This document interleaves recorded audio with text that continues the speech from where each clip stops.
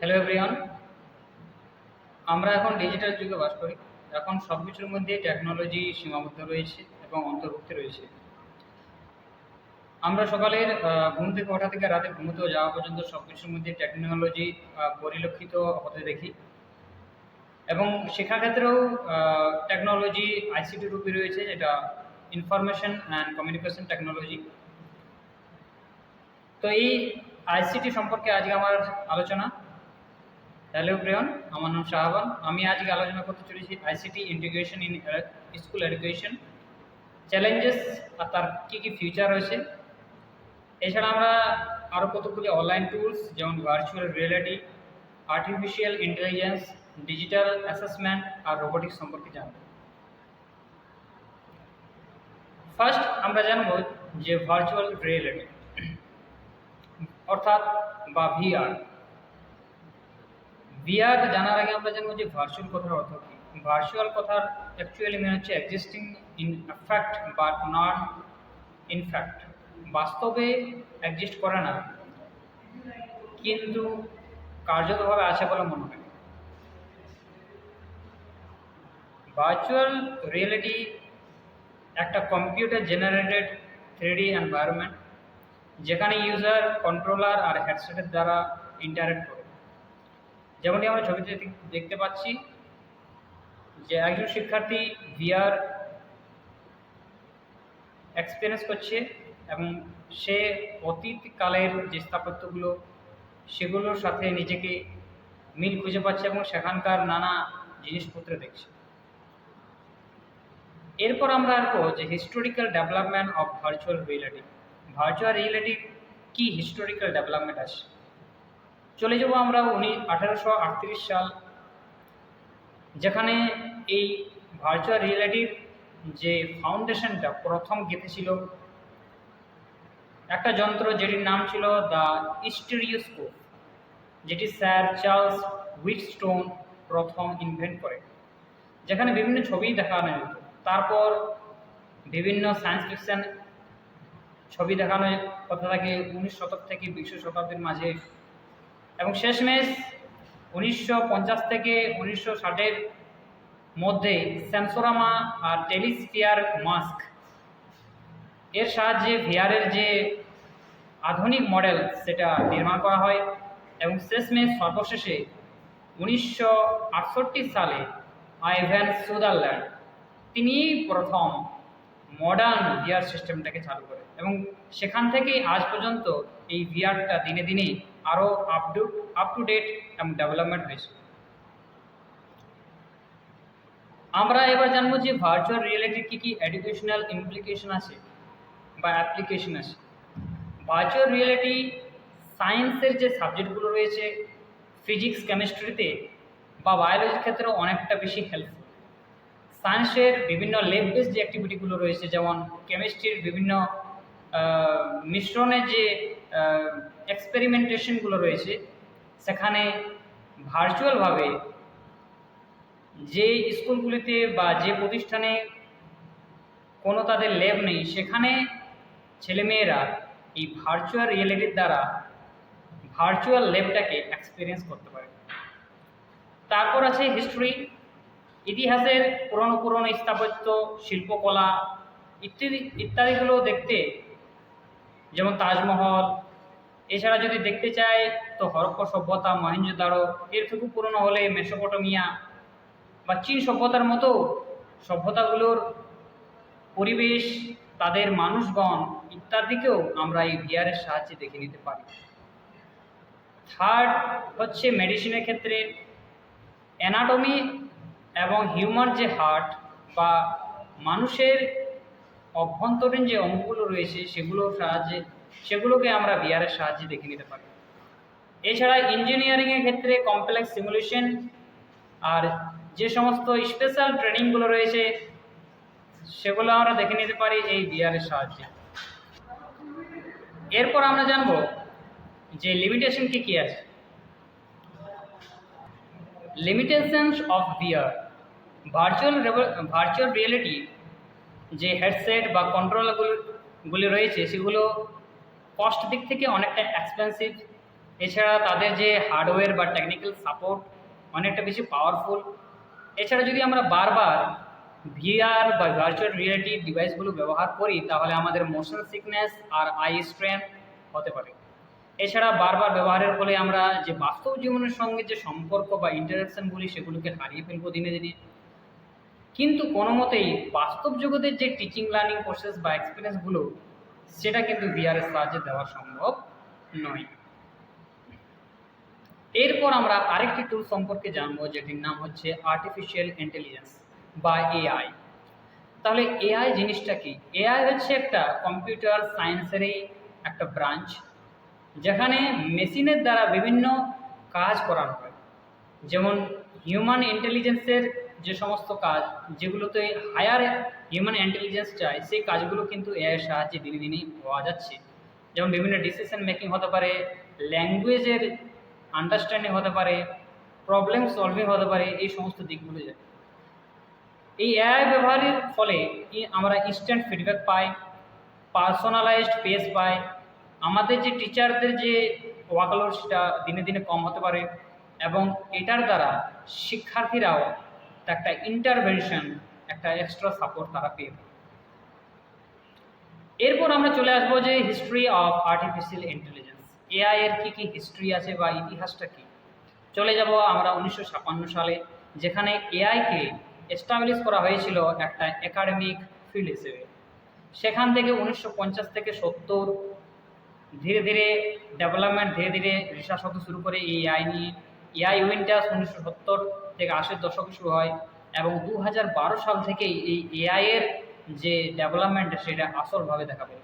2017 এবং 2020 পরে যে এআইয়ের বিকাশটা হয়েছে সেটা লক্ষণীয়। এআইয়ের সাহায্যে সমস্ত কিছুই করানো যায়, ভিডিও এডিটিং থেকে শুরু করে video generate, image generate, PPT presentation, সমস্ত কিছুই এআইয়ের দ্বারা সম্ভব হয়ে পড়েছে। এছাড়া গণিতের বা ফিজিক্সের কমপ্লেক্স যে প্রবলেমগুলো রয়েছে সেগুলো কিন্তু অনেকটা এআইয়ের সাহায্যে নির্মূল করা গেছে। এরপর আমরা আসবো যেটা আমি একটু আগেই বললাম যে এডুকেশনাল ইমপ্লিকেশন অফ এআই কী হতে পারে। না, যে সমস্ত প্রজেক্ট বেস লার্নিংগুলো রয়েছে সেগুলো ক্ষেত্রে এআই খুবই ভালোভাবে কাজ করে। Problem solving and team work, বিভিন্ন প্রবলেম সলভ করতে পারে এবং টিম ওয়ার্কের মতো কাজ কোলাবোরেটিভ টুলসের দ্বারা, যেখানে বিবাদ, কনফ্লিক্ট রিসলিউশন এটা কিন্তু করতে পারে। এছাড়া কোডিং, প্রোগ্রামিং, যে কোনো জাভা হোক বা অন্যান্য যে ল্যাঙ্গুয়েজগুলো রয়েছে কম্পিউটার ল্যাঙ্গুয়েজ, সেগুলোর ক্ষেত্রে কোডিং বা প্রোগ্রামিং করতে পারে। স্টেম ফাউন্ডেশনের ক্ষেত্রে এআই খুবই একটা দিক, গুরুত্বপূর্ণ দিক প্রভাব ফেলে সিমুলেশন এবং ডাটা অ্যানালিসিসের ক্ষেত্রে। এরপর আমরা চলে যাব ডিজিটাল অ্যাসেসমেন্ট।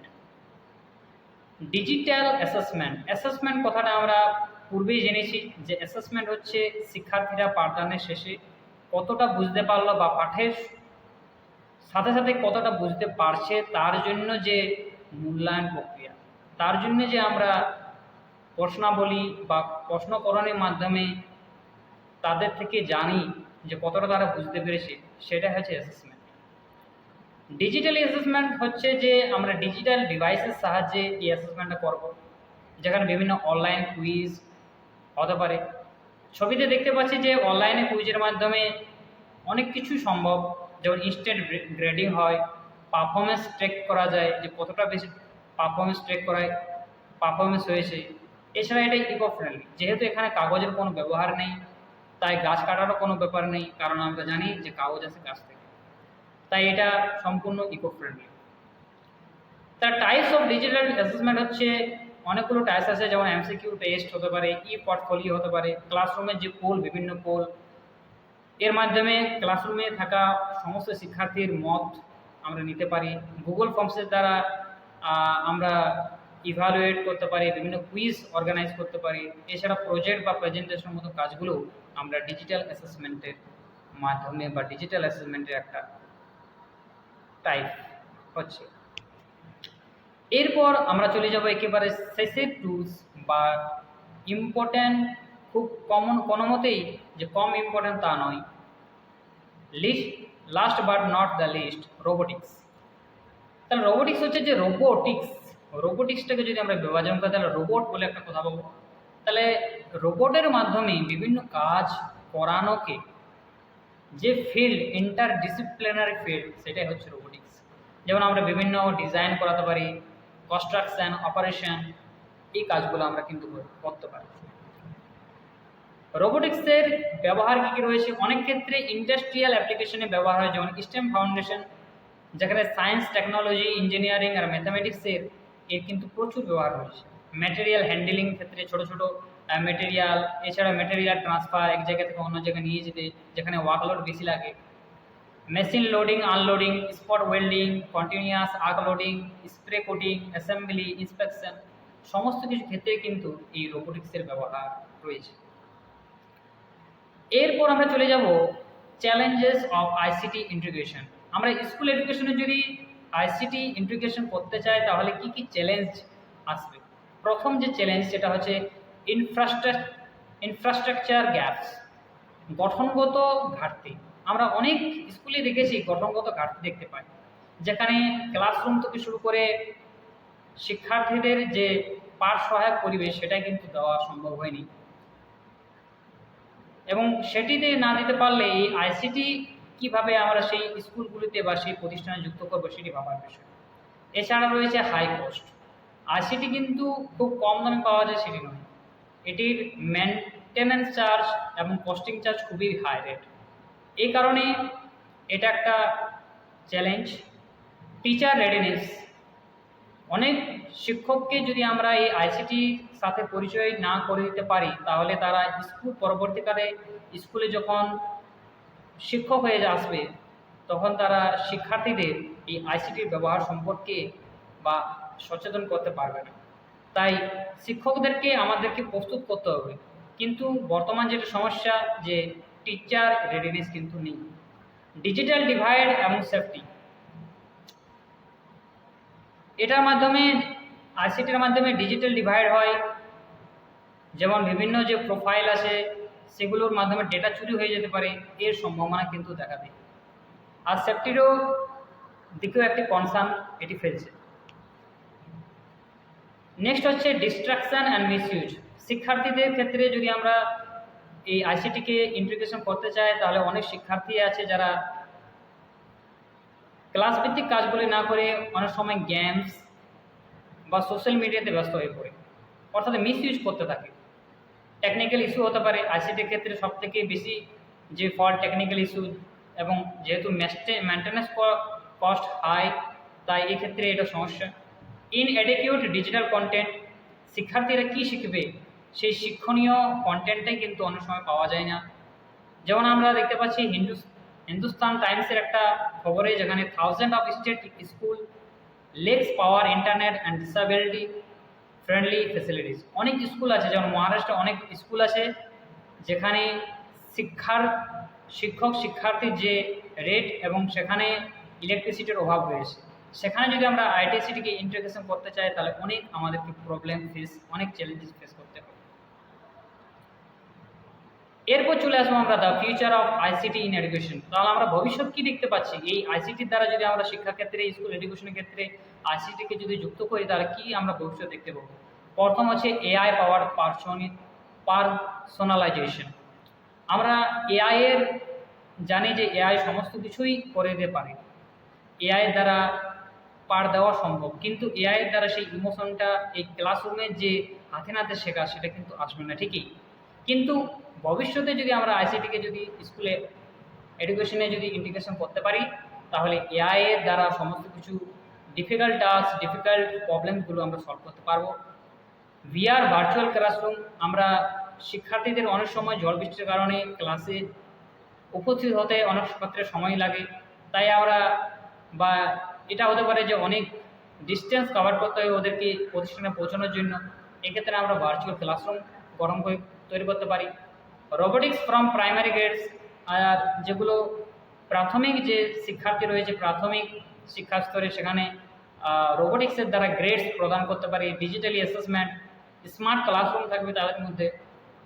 এর ফলে আমরা ইনক্লুসিভ অ্যাক্সেস করতে পারি, বিভিন্ন বয়সের শিক্ষার্থীর ক্ষেত্রে আমরা এই আইসিটিকে ব্যবহার করতে পারি। সে ডিসেবল লার্নার হতে পারে বা পিছিয়ে পড়া শিক্ষার্থীরা হতে পারে। তাহলে শেষ কথা আমরা চলে আসছি যে কনক্লুশন আমরা এটাই বলবো যে টেকনোলজি কিন্তু সত্যি মহান মহান শিক্ষকদের কিন্তু রিপ্লেস করতে পারে না, কিন্তু আমরা শিক্ষকরা এই টেকনোলজিকে যদি ভালোভাবে ব্যবহার করি তাহলে নেক্সট জেনারেশন আছে যে লার্নার তাদেরকে আমরা নিশ্চয়ই ইন্সপায়ার করতে পারবো। আইসিটি অনেকটাই সুবিধা রয়েছে এবং তার বিপরীত পক্ষে অনেকটা অসুবিধাও রয়েছে। যদি আমরা ভালোভাবে আইসিটিকে ব্যবহার করতে পারি, স্কুল এডুকেশনে আইসিটিকে যদি নিয়ে আসতে পারি, তাহলে অনেকটাই আমাদের উজ্জ্বল ভবিষ্যৎ আমাদের জন্য অপেক্ষা করছে। Thanks for watching.